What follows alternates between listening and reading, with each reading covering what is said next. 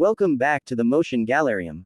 In the year 2035, a crew of Ares 3 mission to Mars is exploring on Martian Day 18 of their 31-sol exploration. A massive sandstorm endangers their Mars ascent vehicle.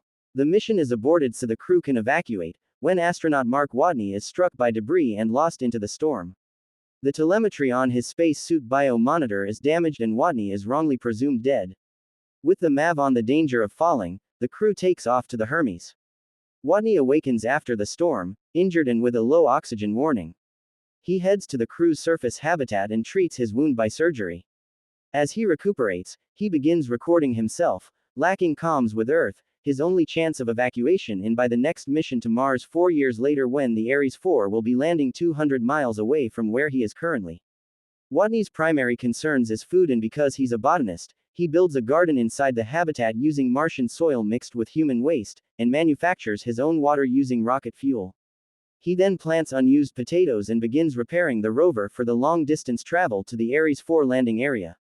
Back on Earth, NASA satellite specialist Mindy Park is reviewing aerial habitat images when she notices equipment have been moved, realizing Watney is still alive. NASA Director Teddy Sanders releases the news publicly, although the Ares 3 crew still en route back to Earth and left in the dark so they can focus on their mission. Sanders dismisses Hermes flight director Mitch Henderson, who thinks the crew should know.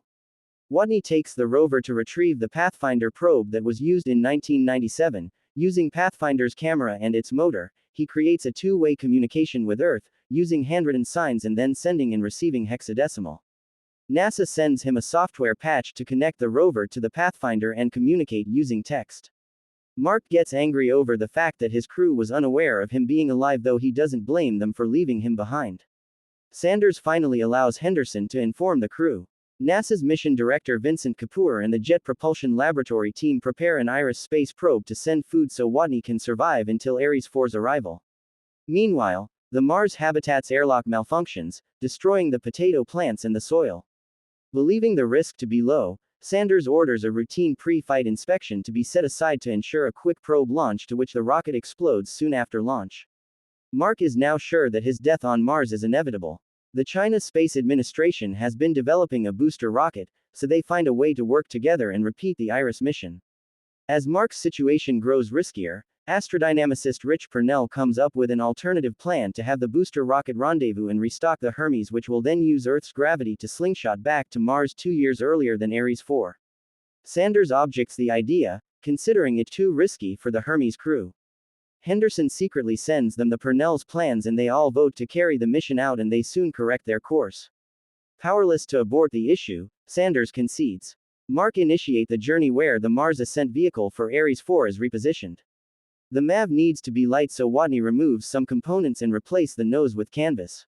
After takeoff, the MAV fails to reach the desired speed, so Commander Lewis decelerates the Hermes using the spacecraft's reaction control system.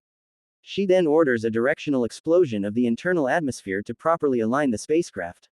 In a manned maneuvering unit, Lewis cannot reach Mark due to a short tether, so Watney pierces his pressure suit, using the escaping air to push himself towards Commander Lewis. He is finally reunited with them after Mark's 560 sols on Mars. After returning to Earth, Watney becomes a survivor instructor for astronauts, and 5 years later, the Ares 5 launches and those involved with Watney's rescue are shown in their current lives. Hit that subscribe button, a small gesture to you most meaningful to us.